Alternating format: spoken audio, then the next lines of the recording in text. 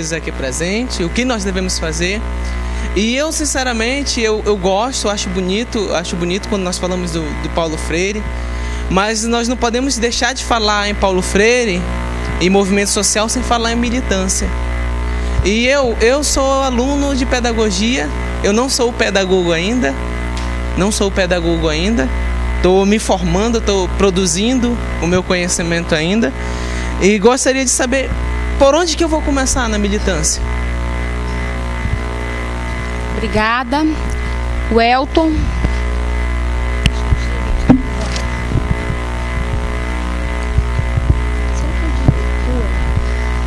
Eu queria pegar um comentário acerca do Zé Neto falou, a respeito da introspecção, porque a gente, como educador, como pensador, a gente tem medo de crítica, né? Então, por exemplo, eu vejo que as pessoas fogem da crítica, inclusive na busca do parceiro, por exemplo, para conviver. Eu não quero ninguém chato, não quero conviver com a crítica, eu não quero que ninguém que me critique o tempo todo. Eu quero alguém que me aceite assim mesmo, do jeito que eu sou. Depois a gente foge, na convivência, no dia a dia, a gente foge...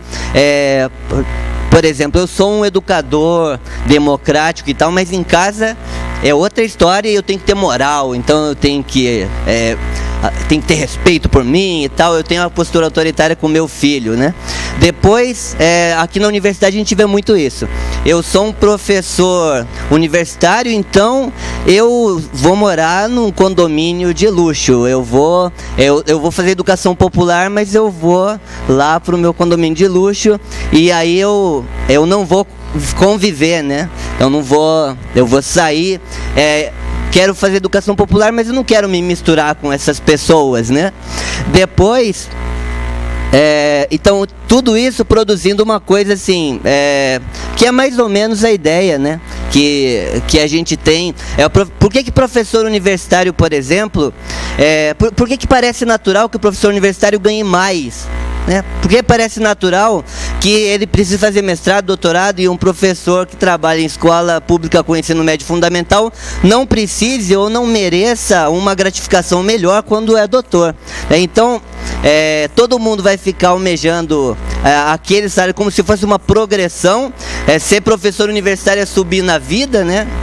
Quando não é, né? A gente vai buscar sempre um salário melhor porque esse nosso não dá. E aquela choradeira, né? Já que eu dou aula para as pessoas, eu ganho, se eu sou professor de ensino médio fundamental, sei lá, ganho meus R$800, eu sempre choro, reclamo e dou uma péssima aula, porque eu não mereço, eu mereço muito mais e o governo não me paga, mas eu dou uma aula para aquele que ganha os 350 lá, e eu nunca me envolvo, né, por exemplo, na luta pela melhoria do salário dele, mas eu quero que ele se envolva na luta pela melhoria do meu salário, né?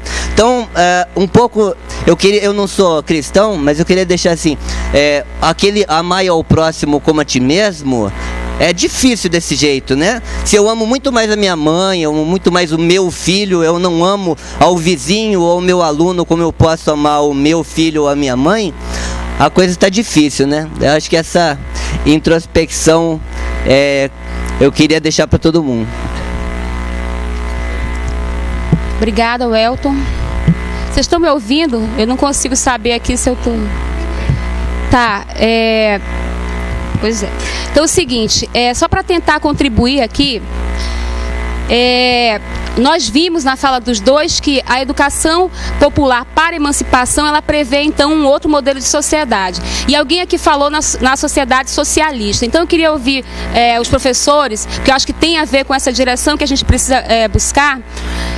Como é que a gente consegue conviver nesse momento assim das saídas individualistas, de toda uma ideia de que a organização e as perspectivas coletivas não devem mais existir, e que é como se nós já tivéssemos superado as grandes lutas e nós já pudéssemos nos preocupar com as dimensões subjetivas, né, com as questões mais individuais, digamos assim. É uma posição minha, nem todo mundo concorda, mas eu queria ouvir os dois se é possível fazer isso, porque tem pessoas que pensam e tem tem documentos que apontam que a educação de jovens e adultos agora já deveria cuidar dessas dimensões subjetivas. Então, é uma corrente que se torna hegemônica, inclusive dentro da educação de jovens e adultos e da educação popular. E aqui nós vimos na fala de vocês dois uma retomada ou uma afirmação das teses marxistas. Então, eu gostaria de ouvir nesse sentido a avaliação de vocês.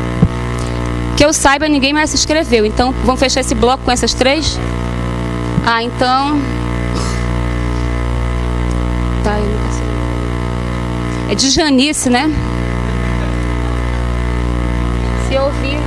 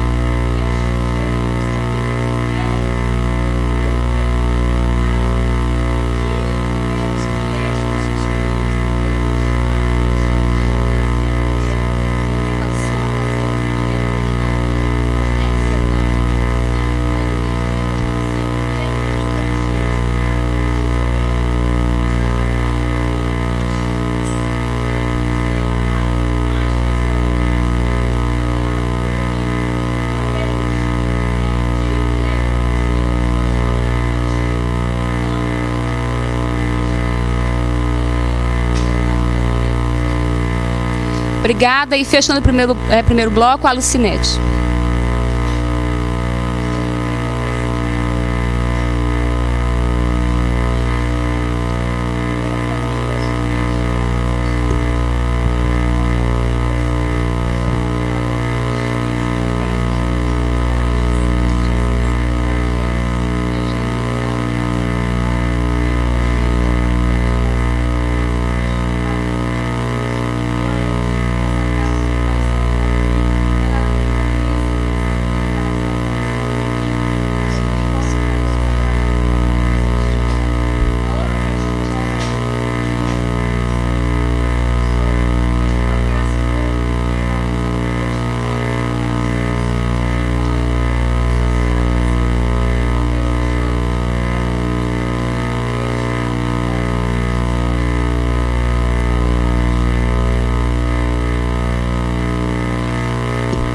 Vamos passar então a palavra, deixa eu ver com eles aqui.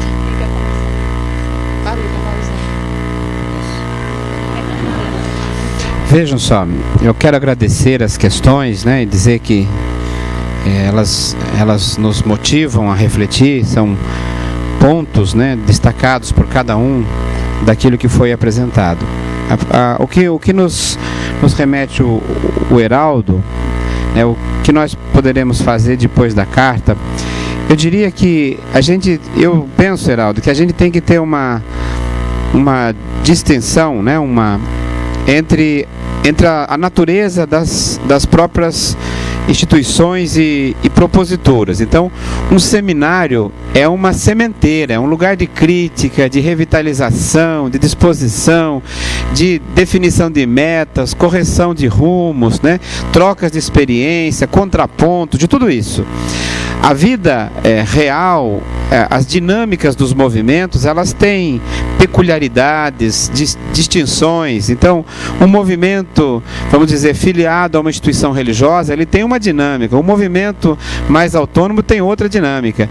Então, o que nós fazemos no seminário? Tirar grandes diretrizes, aqueles que são consensuais, grandes linhas. Por exemplo, eu sugiro sempre os movimentos garantirem a autonomia dos movimentos, né, sociais de natureza, onde se desenvolvam estruturas de educação popular. Então, depois da carta, vai depender não tanto da resposta do coletivo, mas mais dos grupos, né? Os grupos é que são reais. O seminário é um monte Tabor, numa visão cristã, que você se transfigura um momento, reenergiza as disposições para voltar para a luta, né? Para o cotidiano, para descer o monte e continuar a luta. Então eu diria, os movimentos, o que nós vamos fazer depois da carta, é a grande pergunta sua que o seminário deve deixar, né? Nós teremos que todos nós, a partir disso, entendendo a carta como uma síntese, um consenso possível, né, construído, de encontrar um rumo, porque nós vimos aqui, eu acompanhei parcialmente, diferentes propostas de educação de jovens e adultos, mas sem eixo comum, uma para um lado, outra para o outro, né? Todas elas bem intencionadas, mas elas podiam estar mais aglutinadas, um pouco mais esclarecidas e um pouco mais orientadas. Então o papel do seminário é esse, e o que vamos fazer, eu acho que é uma questão que você deixou brilhantemente para todos nós, né? Agora, na segunda parte, a militância. Eu acho que a militância, ela é uma opção política, né, do ponto de vista da configuração das suas articulações das forças sociais. Mas onde que está a militância do estudante de natureza proletária? Está em estudar, está em ler, né?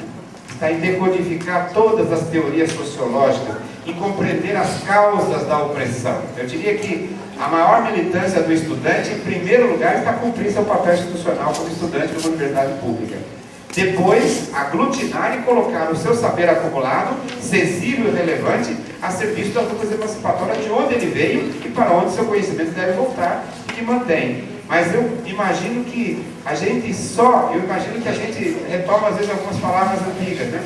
Os dominados só se transformarão em dominantes quando souberem o que os dominantes sabem. Está lá no Gramsci, né? É quando a gente ocupa, pega a concepção de mundo e as relê na ótica dos trabalhadores, mas não quando abandona a cultura universal, quando abandona os clássicos, quando abandona a estrutura. Então eu acho que a nossa militância pode ser uma escolha, mas ela é sobretudo no exercício da nossa identidade institucional. Uma outra questão sobre a sociedade socialista, né, que a professora Rony estabelece. Eu diria que o socialismo, ele é sempre um projeto. Nós temos o referencial marxista como uma crítica do capitalismo. Marx não é um profeta do socialismo, ele é um crítico do capitalismo, né? Enquanto o capitalismo for a força dominante, o marxismo é uma coerente forma de analisar suas contradições econômicas, ideológicas, institucionais e políticas. O marxismo não é uma caixa de adivinhação que define o futuro. O futuro é decidido pelo caminho da própria história. Então a sociedade socialista é o nosso sonho. E o que ela tem sido enquanto sonho concreto pensado? Uma sociedade onde a riqueza seja distribuída, uma sociedade onde todos tenham acesso aos bens culturais, uma sociedade que tolere as diferenças, né, de toda a natureza. Então o socialismo que desejamos. Houve ciclos socialistas, o ciclo soviético, formas, né, de uma sociedade socialista na China, outra forma na América Latina, que são lições teóricas da história. Mas eu diria, o socialismo como nós queremos ainda deverá, a meu ver, passar por muitas lutas, disposições éticas e estéticas, e ele continua sendo o nosso sonho. Fora do socialismo só existe, como lembrou a Janice, a barbárie, né? Nós temos visto uma barbárie cada vez tecnológica, perversa, hoje. Então eu diria, a sociedade socialista, ela é sempre a contradição que nós estamos vivendo. Agora, ela parte de alguns princípios da organização dos trabalhadores, da organização política. E aí a gente, a cada momento, acrescenta alguns elementos a esse sonho que as conjunturas nos estabelecem como nos autorizam.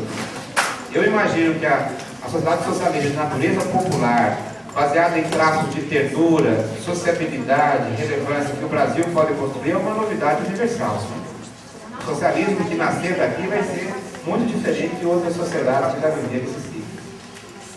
Diria também, com relação ao que a Janice me disse, primeiro que eu acho, eu tenho um entendimento que eu sou muito intelectual que luta e tenta colocar o seu saber, o conhecimento precário que acumulou, a serviço das lutas sociais. Eu não defendo o governo.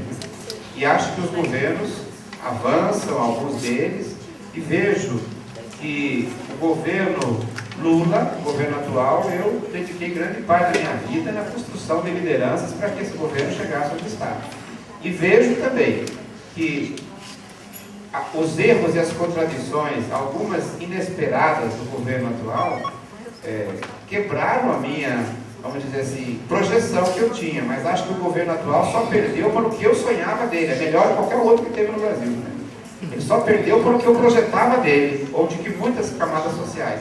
Agora, do jeito que eu vejo ainda, com todas as contradições, não vejo como o governo atual tenha desmoralizado as esquerdas. Acho que há, sim, uma campanha geral para transformar os jogos do cretinismo parlamentar e da idiotice que sempre marcaram a direita, como se isso fosse a grande deserção do governo. A tristeza maior é que a gente não conseguiu colocar bandeiras socialistas, revolucionárias. Eu acho que essa é.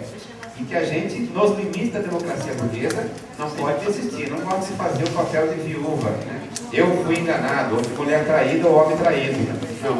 Eu continuo disputando um bloco histórico que não está preso a pessoas ou a partidos, mas que também se materializa em lideranças engendradas historicamente. Eu acho que se a gente cair num discurso facilmente hoje criticista, a gente entrega de mão beijada a estruturas que no Brasil dilapidaram perversamente. Se um governo é acusado de desmoralizar a esquerda, o governo FHC, a meu ver, reacontinuou a direita no Brasil. A direita estava dividida, reacontinuou completamente ao redor do projeto neoliberal e continua agora esperando, babando, para que a sociedade brasileira cometa o equívoco de voltar um passo para trás e abrir novamente possibilidade de manutenção desse perverso projeto neoliberal. Com relação aos novos movimentos sociais, eu acho assim, professora, quem formulou bem isso é o Boaventura de Souza Santos, né? Ele diz que há movimentos sociais de natureza reivindicativa de base, que a gente chamaria populares, né? Na América Latina. Ele cita nos livros dele, sobretudo o MST, meio mitologizado para ele, para a visão do europeu, e ele diz que há novos movimentos sociais, sobretudo baseados na realidade dos países chamados centrais, né? Movimentos por direitos sociais, movimento de manifestação, vamos dizer assim, dos direitos sexuais, do direito à vida, direito à autonomia religiosa, cultural, que estariam estabelecendo em algumas sociedades europeias. Ele diz então que é preciso compreender a distinção entre esses movimentos.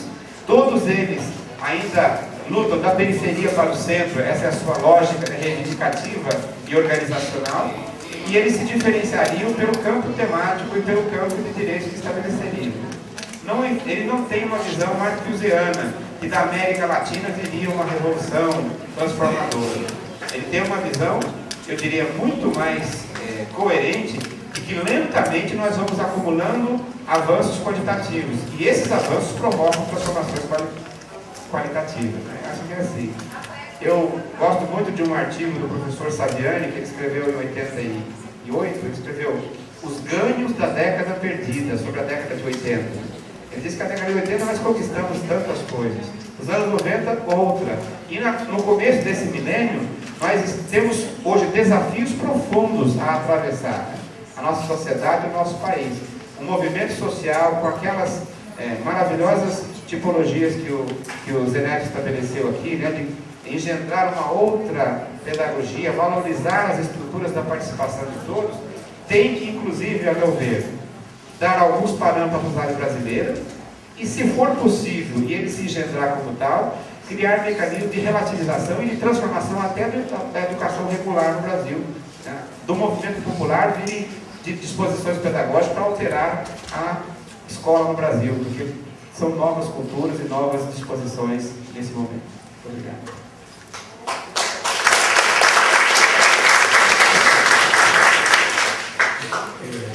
Rápido também, algumas geral que vai fazer com essa carta. Agora, eu diria assim, a gente vai levar para os lugares onde a gente vem. A gente vai ajudar nos debates quando a gente vem em reuniões até pequenas dentro da minha escola, que for, e que assuntos dessa natureza aparecem. Olha, tem algumas ideias aqui. A gente propagandear encontros dessa natureza para fazer crescer esse movimento. Tu, como estudante, pode debater com os professores lá dentro da própria sala de aula, eventualmente surge a conversa. Epa, eu tenho um papel aqui. E o pessoal, olha como é que está pensando. Até na elaboração dos teus próprios textos, no teu lugar de estudo, olha, meus textos pautando, enfim, orientações dessa natureza. Começar por onde? Aonde tiveres mais próximo. Se é o teu DCE, que vai para o teu DCE, teu diretório acadêmico. Se é uma associação de morador lá do bairro, é aí. Se é o meu vizinho que está participando de um partido político, pensa, imagina, calcula, enfim. Começa por onde estiver mais perto. Não podemos ficar de braços cruzados nesse tiroteio inteiro que está acontecendo. Nós vamos perto. O Elton, eu falei até mais, além de introspecção, uma palavra grega também, assim, que vai mais por dentro, rasgando. Mas ele não fez pergunta, fez um comentário, mas é por aí. Os movimentos também precisam fazer essa varredura interna para se preparar melhor para esses novos enfrentamentos. Não é?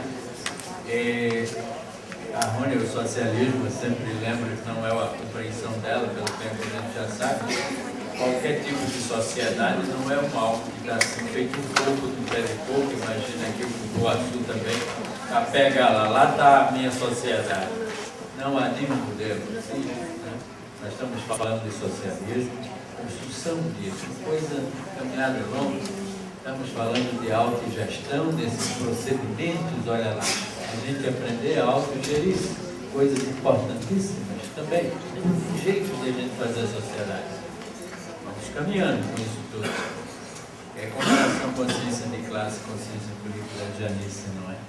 O César colocou, eu estou por aí também, viu, Janice, de que precisamos investir muito nesse coletivo. Eu estou entendendo essa consciência de classe, desse estilo, porque muitos estão dizendo por aí, professores da universidade, sociólogos, filósofos, etc., né?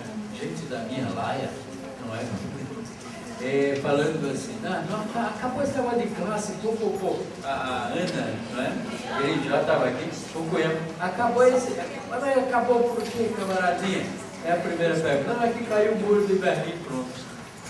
Garotada, olha, enquanto a gente chegar, e aí em Manaus, no Rio, São Paulo, em Campinas, lá na Paraíba, em todo canto, enquanto a gente parar, sinal desses aí quaisquer de trânsito, e está uma criança pequena pedindo um pão para comer.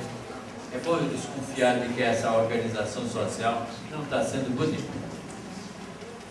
É a presença das diferenças de classe. Né? Não preciso mais de elaborações filosociológicas para responder, não é? E os novos movimentos sociais é isso. Eu lembro agora, recentemente, uma grandiosa passeata de gays, lésbicas e simpatizantes, né? Lá em São Paulo, né? Quase 1 milhão de, olha, um momento aí, Padre Sérgio. Então, você como é que é? É um, é outro, etc. Correr disso aqui? Não. É algo que está aí, está tocando. É pontual. É uma vez por ano. Mas tem suas organizações internas. Tem menos um agrupamentos para chegarem a grandes mobilizações dessa natureza. Então, esses novos movimentos. E aí a gente todos inteiros estamos atentos para ver como a gente capitanear. Capitanear no bom sentido, não é tomar posse de, mas transformar essas reivindicações em bandeiras que possam mudar esse nosso país, essa nossa sociedade. Obrigada aos dois. Eu não consegui enxergar aqui ninguém mais se inscrevendo. Não sei se essa luz aqui do meu olho escreveu.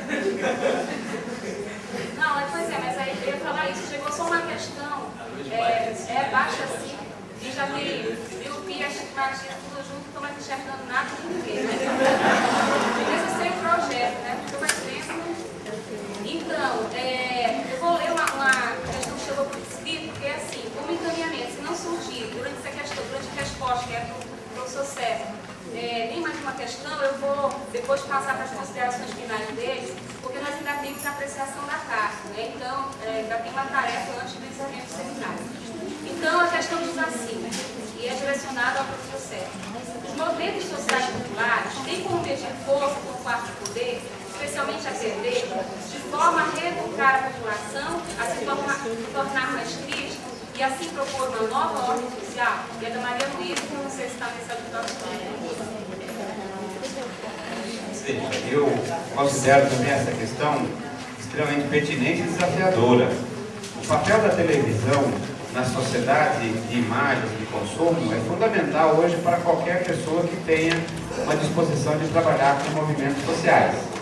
A televisão, né, a difusão de imagens é uma das invenções mais importantes da humanidade do ponto de vista técnico. Mas a distinção e a marca política, o modelo político de televisão, ele altera-se completamente. No Brasil, a televisão sempre foi, sobretudo as televisões hegemônicas, um lugar do manejo dos interesses, né, sobretudo de alienação ideológica, de alienação social e política. E não tanto pela consciência invertida, vamos dizer assim, dos fatos sociais, não só isso, mas muito mais por inocular nas camadas populares e nas camadas sociais, né, de modo geral, um tipo de visão consumista. O modelo de consumo hoje, os valores da sociedade de consumo hoje estão superando a ideia de uma sociedade do trabalho, como a gente já tinha falado no primeiro dia, né? Eu sou de uma geração que tinha distinção com a carteira de trabalho. Eu já vi gente que tem um orgulho de ter um cartão de crédito sem ter dinheiro, né? Quer dizer, quer consumir porque é o consumismo superando a ideia da sociedade de produção, inclusive de trabalho. É uma sociedade do trabalho alienado, mas que vive sob a marca do consumismo. É cada vez mais se trabalha, não é uma sociedade do conhecimento. Essa ilusão que inventaram, né, do ócio criativo e conhecimento, mentiras equivocadas da Europa, né? É a sociedade do trabalho exigente e alienado cada vez maior. Né? Trabalha-se cada vez mais e se flexibiliza os direitos cada vez menos. Né? Agora, a televisão, portanto, ela tem uma disposição e ela tem uma forte influência, seja na mercantilização dos corpos, seja na inoculação de uma ideologia da competição, da meritocracia, valores que estão completamente diferentes daqueles que o Zé Neto colocou, né? A generosidade, o coletivo, a solidariedade, a resistência cultural, a tolerância à diferença, a capacidade de diálogo, dialogicidade, a amorosidade, como lembrava Paulo Freire, né? Então eu imagino que a oposição ingênua, desligar a televisão, criticar, né, ou medir forças com o quarto poder é um pouco também idealista. Imagino que seja um acompanhamento de mecanismos jurídicos capazes de contenção e controle desses processos. Né? Existe hoje uma campanha nacional contra o lixo na TV, uma campanha nacional pela forma de compreender e denunciar os programas. Recentemente o S Besteira, né, recebeu 46 multas, né, por colocar matérias completamente perversas e contraditórias com relação à faixa etária. Imagino que essas funções elas vão se acumulando. Universidades públicas que tivessem cursos de comunicação que pudessem serem capazes de gerar profissionais e também trabalhadores, né, da comunicação com pensamento crítico que pudessem ocupar esse espaço. Tudo isso a médio e longo prazo. Mas a pergunta da professora me é muito sensível. Eu acho que nós temos que ter uma resposta profunda à mistificação ideológica que a televisão faz, inclusive dos movimentos populares, né, da nossa própria representação. Então é necessário instituições e entidades vivas, capazes de, com projetos orgânicos, contraporem, criar uma contra-ideologia e disputar na sociedade essas identidades e essas imagens. Bem, não chegou... Quer comentar? Estou cerceando a palavra. Não, calma, o Neutralidade disse que quer dizer tchau, mas nós não queremos ter direção. Então, como não chegou até agora nem mais uma questão, nem houve instituições, eu disse que se encerrariam com essa questão. Vou passar para as considerações finais, só lembrando que nós ainda temos hoje a discussão da carta, já está projetada aí, e em seguida o professor César vai assumir esse trabalho. A Ana acabou de avisar na QJ que chegou o lanche, né, que é o nosso modesto como de encerramento. E também tem uma proposta, né, de uma programação cultural, tem uma pessoa que está hoje aqui. Então, após as considerações finais dos dois, eu já vou passar, vou inverter aqui até para já terminar o professor César, que ele já vai assumir a próxima próximo encaminhamento, e aí eu já aproveito para despedir, agradecer, e eu vou continuar por aqui, então não vou me alongar. Vou passar para o seu Zé. Eu quero profundamente agradecer o carinho que fui recebido aqui na Universidade Federal do Amazonas. A gente tem andado bastante por esse país. Eu quero dizer que tem uma diferença aqui do Amazonas no tratamento com as pessoas. Então, eu quero, assim, agradecer bem de coração. Agradecer o pessoal aqui da equipe do NEP que vem se esforçando aí, tirando águas de pedras, não é? Para fazer eventos dessa natureza, para manter essas linhas ideológicas que defendemos desse país inteiro. Serviço público que se preste, que seja gratuito, porque eu também não quero universidade gratuita, mas que não preste. Também essa não serve para os trabalhadores. Então, nesse sentido, a gente queria dizer ainda que, olha, é muito difícil a gente estar refletindo, rearrumando essa comunicação inteira, como foi colocado aqui pela pergunta da professora, e a gente discutir com os nossos pares lá dentro da escola, conversar com eles, para contribuir para que, quem sabe, a gente junto possa avançar. É difícil para caramba. É difícil a gente conversar com os diretores para que abram mais as escolas, para que a comunidade possa participar. Não é como um vetor importante para esses processos educativos que estamos falando. Na universidade é difícil também a gente convencer nossos pares, outros, para estarem nessas nossas discussões. No meio da rua, dentro do ônibus, é difícil não passar aqui e dar um empurrão miserável capaz de arrebentar a pessoa, não é? Enfim, essa falta de educação generalizada que temos nesse nosso país, tá? O mundo afora, não é só aqui. De tal maneira, tudo isso parece ser muito difícil, esses procedimentos educativos, para que a gente marche para um outro jeito de viver e ser feliz. Mas digo, não há outros caminhos não que estão sendo colocados para nós. É isso aí mesmo, nós vamos ter que enfrentar. Um beijo no coração, obrigado.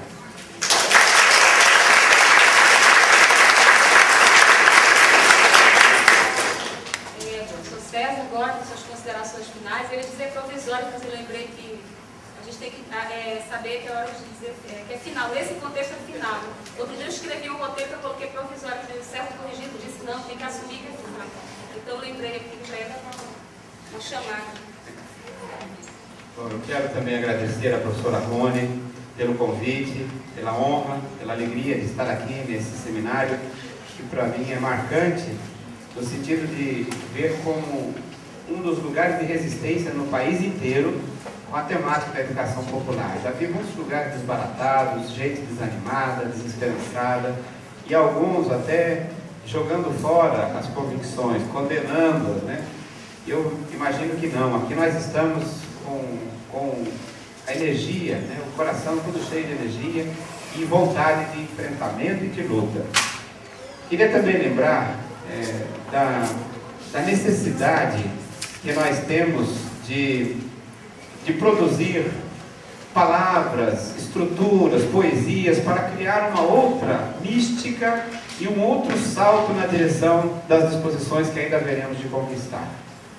É necessário que a juventude, que o mundo adulto, que os movimentos sociais expressem, pela grandiosidade que tem, essa alegria na direção do futuro diferenciado, de uma outra sociedade, um outro homem, uma outra mulher, capaz de construir também novas possibilidades humanizadoras.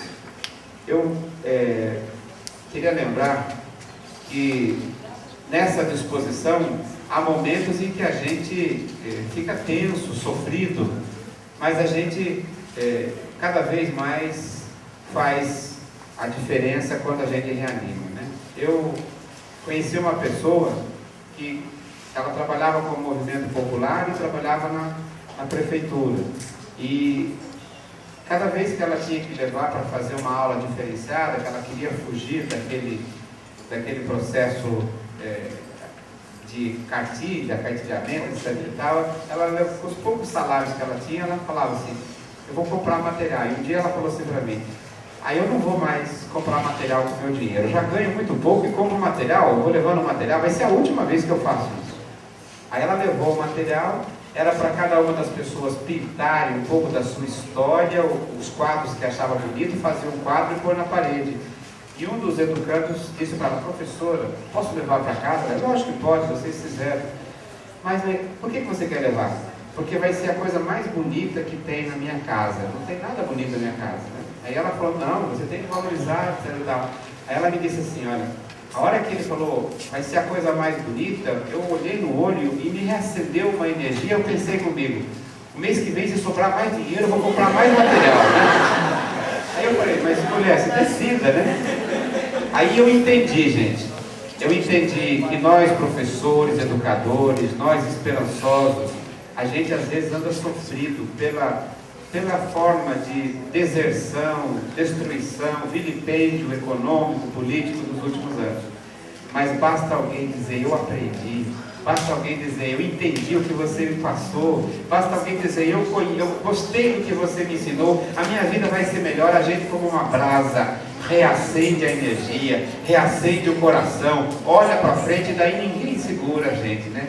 Aí ninguém segura, porque aí nós mudamos o mundo e mudamos a história. Eu quero dizer que para mim também, que tenho trabalhado com outros temas, voltar aqui foi a minha reaproximação da educação popular, dos movimentos sociais como um tema de reflexão. Eu volto reapaixonado. Então eu aprendi mais do que pude trazer para vocês. Muito obrigado pela atenção e o carinho de todos.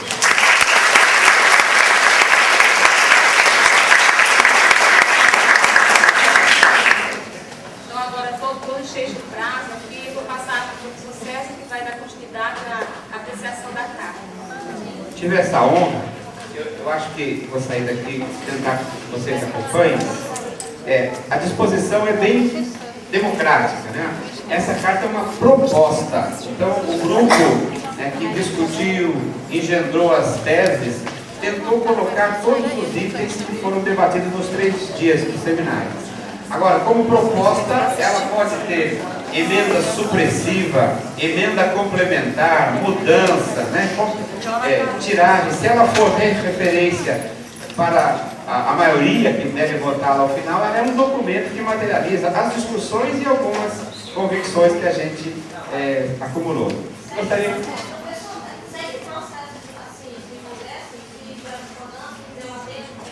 Isso, gostaria que tivesse a Rony. Então, a gente vai fazer a leitura e eu vou ficar atento. Cada vez que alguém tiver alguma questão, já se manifesta, a gente coloca o nome e depois a gente retoma os pontos, né, para ver se é complementar, se é retirar, né? Vejam só. Carta do 1º Seminário Estadual Movimentos Sociais, Educação de Jovens e Adultos e Emancipação, Manaus, Amazonas. Nós, cidadãos e cidadãs, professores e educadores, agentes educacionais e sociais, estudantes e pesquisadores, reunidos em Manaus, Amazonas, entre os dias 26 a 28 de julho de 2006, por ocasião da realização do 1º Seminário Estadual de Movimentos Sociais, Educação de Jovens e Adultos e Emancipação, depois de intensos debates e reflexões conjuntas, de significativas trocas de experiências e criteriosas avaliações políticas e institucionais sobre o tema e a finalidade desse evento, decidimos manifestar o que se segue.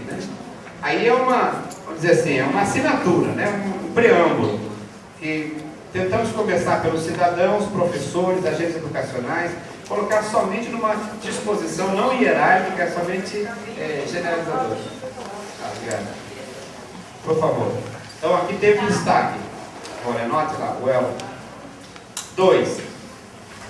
Reafirmamos nossa opção pela educação popular, centrada na concepção que reconhece os grupos sociais populares como sujeitos culturais e históricos, em vista das históricas matrizes de marginalização social e exclusão escolar de amplas camadas sociais brasileiras, determinadas por políticas educacionais e práticas pedagógicas autoritárias, seletivas e excludentes, constituídas a partir de interesses das classes dominantes. Né?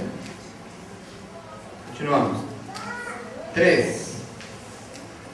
Reconhecemos as matrizes políticas e diretrizes institucionais da educação escolar e da educação de jovens e adultos no Brasil e entendemos ser necessária a superação de práticas e proposituras autoritárias, proselitistas, clientelistas, higienistas, assistencialistas e compensatórias, quer ainda aquelas baseadas no utilitarismo da lógica do consumo ou da suposta empregabilidade, seja nas propostas consignadas pelo Estado, seja na ótica das instituições sociais hegemônicas, manifestando nossa preocupação com a manutenção de projetos e iniciativas que não contemplem a opção política de assumir os grupos sociais e movimentos populares como autônomos, capazes de traçar sua identidade e finalidade emancipatória. Tem algum destaque? 4.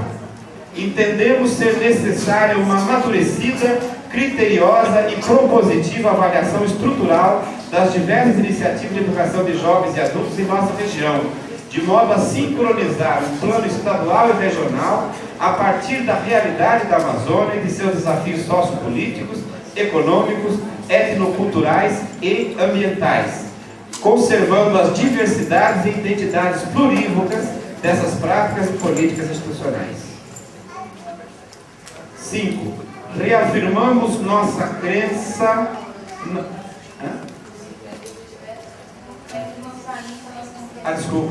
5. Reafirmamos ainda nossa compreensão da responsabilidade do Estado na provisão de políticas educacionais de jovens e adultos, na manutenção qualitativa de projetos e iniciativas de educação popular, preservadas as autonomias de cada movimento, com dispositivos de financiamento, gestão democrática e finalidades emancipatórias comuns. Nas reformas educacionais recentes, a educação de jovens e adultos e a educação popular têm sido constantemente negligenciadas, com financiamentos cada vez menores, projetos reducionistas e objetivos duvidosos de ação socioeducativa. 6. Reafirmamos nossa crença na educação pública, nos valores de universalidade, gratuidade, laicidade, publicidade e obrigatoriedade de provisão e manejo de políticas educacionais transformadoras, humanizadoras e libertadoras, sobretudo numa época em que os objetivos quantitativos e a lógica de mercado parecem dominar todas as iniciativas e projetos dessa natureza. Condenamos o alinhamento de políticas de educação de jovens e adultos aos interesses neoliberais manejados por órgãos de financiamento internacionais, consoante as propostas determinadas pelas sociedades dominantes no cenário contemporâneo mundial. 7. O desemprego, a criminalização da pobreza, o terrorismo e a barbárie das guerras, a degradação ambiental e marginalização de populações inteiras são, para nós, resultantes sintomas de um modelo político excludente, intrinsecamente desumano, gerador de desigualdades, expropriando o trabalhador e as camadas sociais e populares das mínimas condições de sobrevivência. Clamamos a todos os que podem decidir para que vejam a enorme dívida social que emerge de nossa história política, econômica e cultural. 8. Renovamos nossa opção pedagógica pelas sistematizações derivadas do educador brasileiro Paulo Freire, sensível ao sofrimento das camadas populares e corajoso propositor de práticas educacionais a partir da realidade solidária e resistente dos grupos e movimentos sociais e populares. As diretrizes éticas de autonomia, de diversidade, solidariedade, generosidade e originalidade, o bem comum e a felicidade de todos, próprias da cultura popular, devem pautar projetos educativos que contemplem essas camadas como sujeitos de sua educação e emancipação. 9.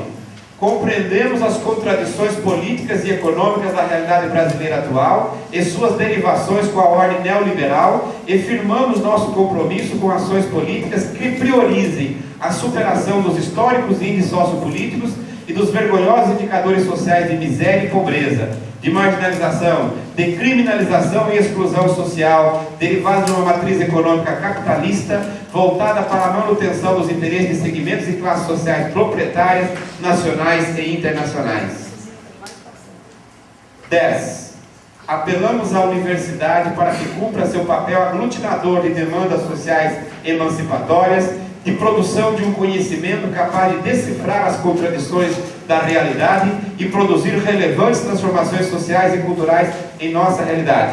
De maneira especial, apelamos à Universidade do Amazonas, bem como aos órgãos congêneres de atuação educacional com pessoas jovens e adultas, que revitalizem suas iniciativas já existentes, que ampliem tais mecanismos e assumam com mais vigor e eficácia os ideais de formação e educação de jovens e adultos. 11. Identificamos como sujeitos reais dessa marcha emancipatória e libertadora a criança pobre, a causa de gênero a partir da condição da mulher, do negro e das nações indígenas, dos deficientes ou portadores de necessidades especiais, do idoso, do meio ambiente e das minorias sexuais. Tais sujeitos carregam em si a verdadeira libertação ética e política de todos os históricos trilhões que acorrentam nossa história e ameaçam nosso futuro. 12. Enfim, como agentes políticos e educacionais, reafirmamos nossa crença na condição humana. Definimos nossa disposição para o enfrentamento político com os projetos excludentes de natureza neoliberal. Expressamos nossa plena identificação com os movimentos populares libertadores, com os movimentos sociais solidários. E nesse momento revitalizamos nossas esperanças numa sociedade nova, no homem e na mulher esclarecidos, capazes de pensar, trabalhar, sentir e produzir a partir de matrizes éticas solidárias, respeitosas da diversidade, celebradores da vida e engendradores da felicidade real, coletiva e universal, democrática e humanizadora, possível de ser conquistada aqui e agora. Manaus, 28 de julho de 2006. Mais algum destaque? Então nós temos o destaque do Elton, por favor.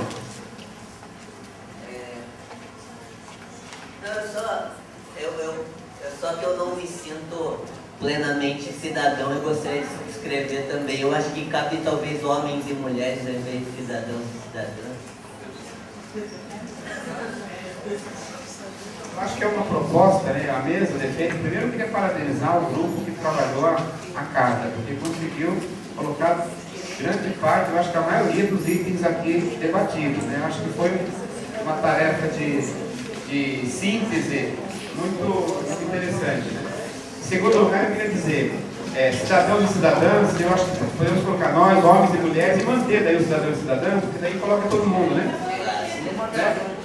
Porque está lá depois, mas fica mais bem, como é uma propositura e acho que não é contraditória, ela é só complementar, eu acho que ela pode ser incorporada, né? Não é destaque não, essa Raia está lembrando aqui que agora é a Universidade Federal do Amazonas em 2010. Quando tiver a Universidade do Amazonas, A Universidade Federal do Amazonas é uma correção, está correto. Então, a plenária vota, aceita que coloquemos nós, homens e mulheres, cidadãos e cidadãs ou não? Por favor.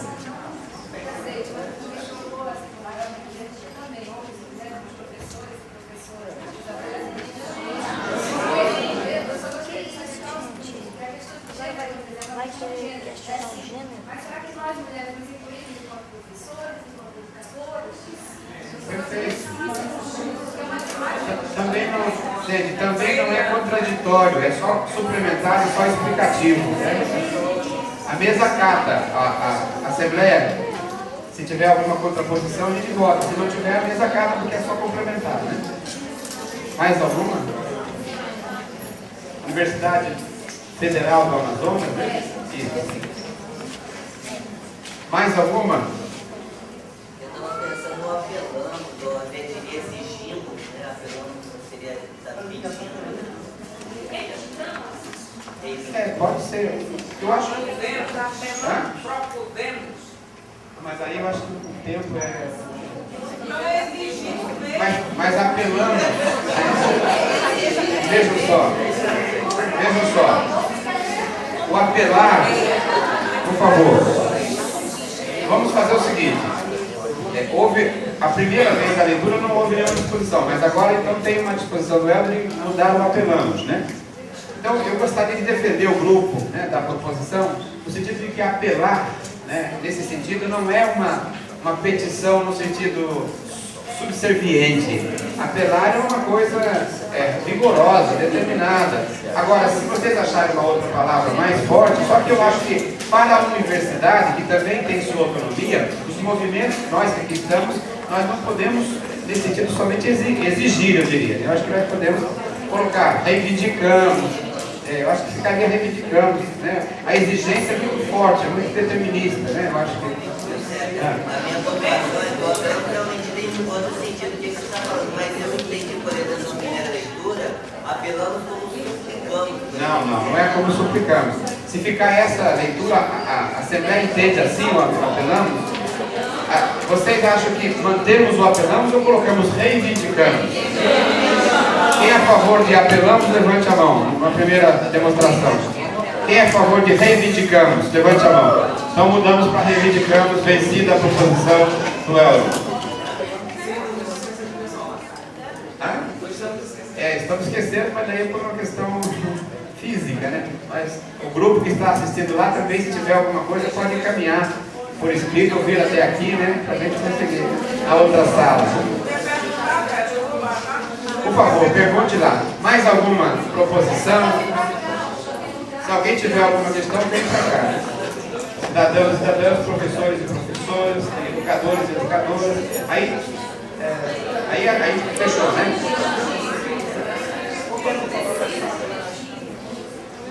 Mas tudo bem, isso é só suplementa, não tem problema, faz parte do estilo, né?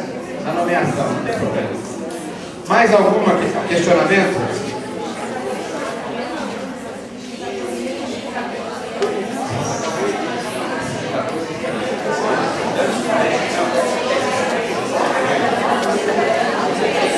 Por favor, gente, vamos, questão de ordem, vamos manter a ordem para a gente terminar a contenda.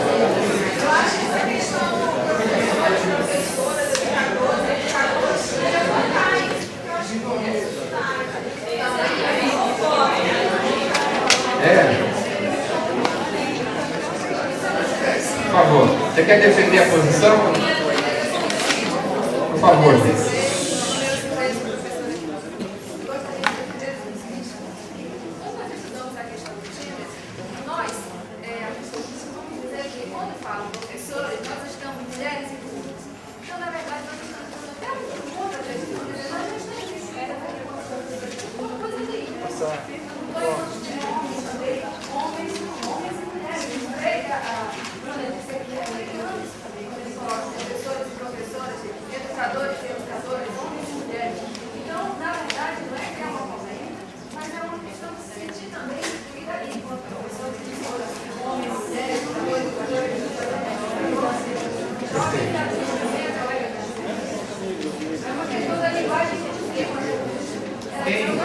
Por favor, professora, quem quer defender a manutenção anterior ou acha que não há contradição manter dessa maneira? Eu acho que essa linguagem é própria de cartas assim. A gente, quanto mais a gente puder explicitar, eu acho que ela fica mais tranquila. Votamos isso ou não é necessário? Quem é a favor de votar, levanta a mão. Quem não é a favor? Então, pois é, mas gente, por favor. Gente, por favor. Vamos ter o centro da proporção das coisas. Existem alguns elementos que são politicamente marcantes, outros já estão subentendidos. Eu acho que isso é complementar, né?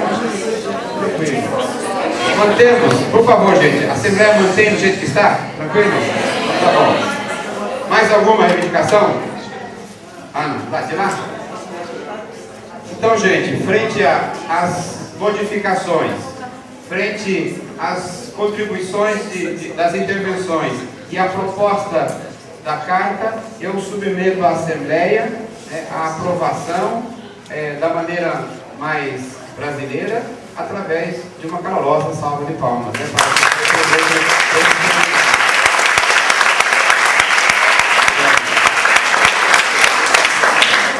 Então, diante dessa aprovação, nós consideramos isso um documento como o consenso das discussões do seminário e todos nós nos sentimos signatários da carta. Ela haverá de ficar aqui para quem quiser assinar, colocar o nome, o RG e a instituição, e depois cada um de nós, como é signatário e construtor da carta, se compromete a divulgá-la, no seu movimento, na sua cidade, onde estiver, na instituição, para que ela possa provocar os efeitos necessários, que é fazer com que as pessoas pensem com a gente nas diretrizes que estão aqui expostas. Muito obrigado pela atenção. Acho que a minha parte...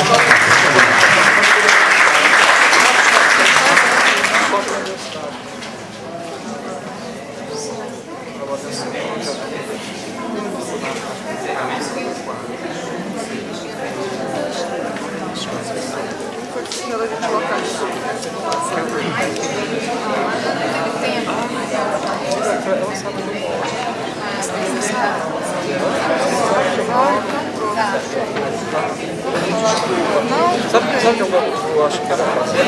Deixar ela lá pra cima. Mas deixa eu todo agora só Ai, eu pensei pra ela, eu falei pra deixar meu telefone lá. mas ele liga pra ela agora, não é? Aí eu passo lá, deixa o telefone lá, que ela tá bom. Tá ok, então. Deixa eu fazer o teu nome. Ana. Foi um prazer. Pô, vai ser legal. Vai ser bom. Eu posso levar um colega daqui apoia também. Tá legal, pra falar sobre isso. Tá bom? A felicidade dela está sentindo pela realização do seminário. Queria agradecer aqui a presença de vocês, né?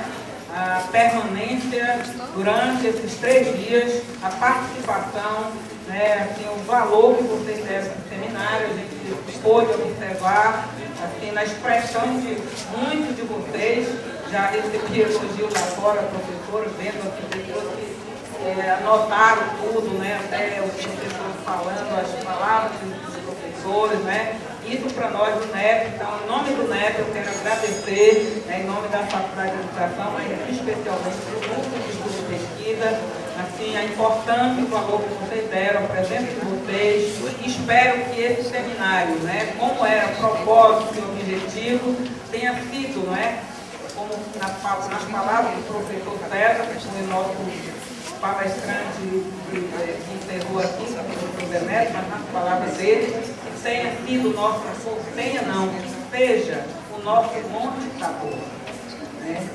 E, em outras palavras também, como a gente diria desde o início da fundação do NEP, né, que seja a nossa casa mata, que seja o nosso atalaia. O lugar de vigiar e o lugar de prestar atenção, tá? Que a Faculdade de Educação, com outros, mas com esse seminário em relação à educação de jovens e adultos, possa representar essa força e essa esperança, né, que a gente previa que fosse dessa forma.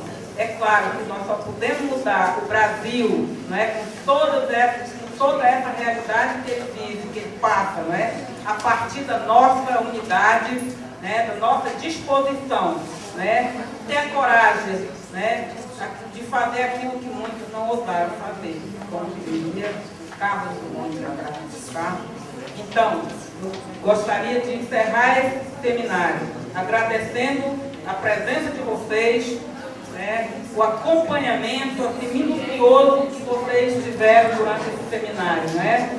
E dizer, agradecendo a presença dos professores, professor César Nunes, professor Zé Neto, professor Cerquino, professor Silvério e de outros que eu não vou poder nominar aqui, que são muitas pessoas, né? Agradecer os colaboradores, as meninas do NEP que estão aí, a professora Ronen, né? As pessoas que estiveram na mesa, os patrocinadores, como o Café Maratá, o pessoal da EC que participou.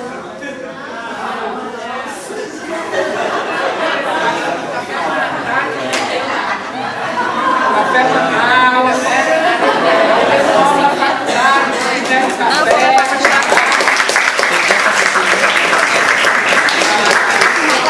Agradecer a Livraria Nacional, né?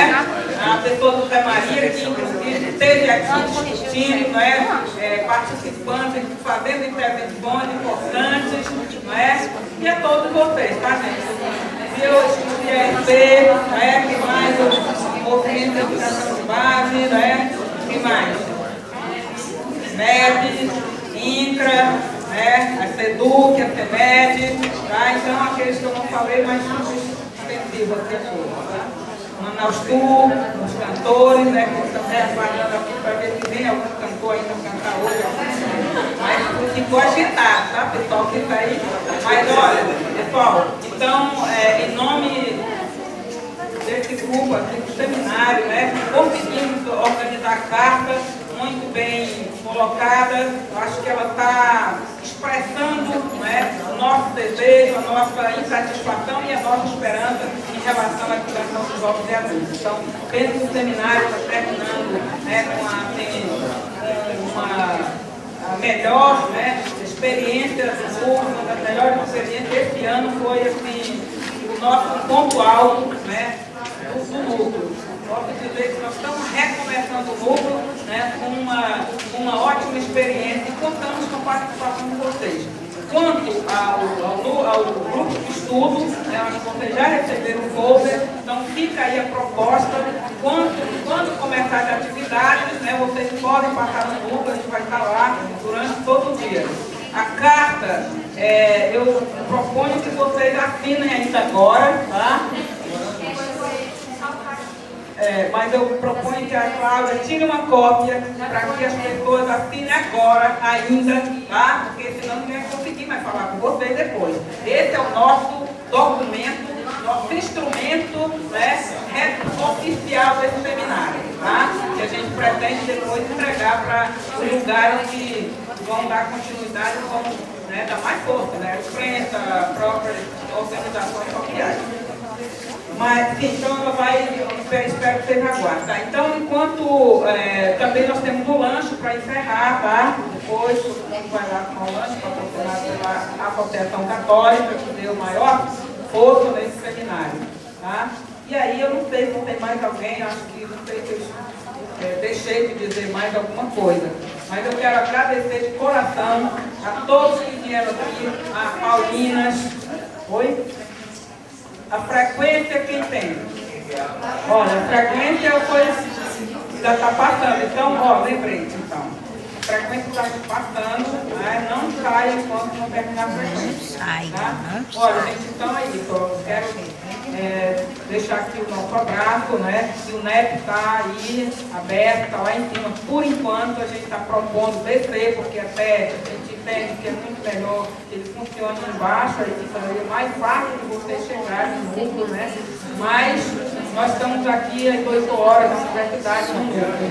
Esperamos que vocês frequentem, possam pesquisar, né? Possam fazer os estudos, além do Paulo Freire, outros estudos. O NEP é interdisciplinar, é um núcleo que trabalha com todas as disciplinas da universidade, com todos os estudos. Eu queria saber se tem mais alguém do auditório, alguém que está participando, gostaria de vir aqui ou se manifestar.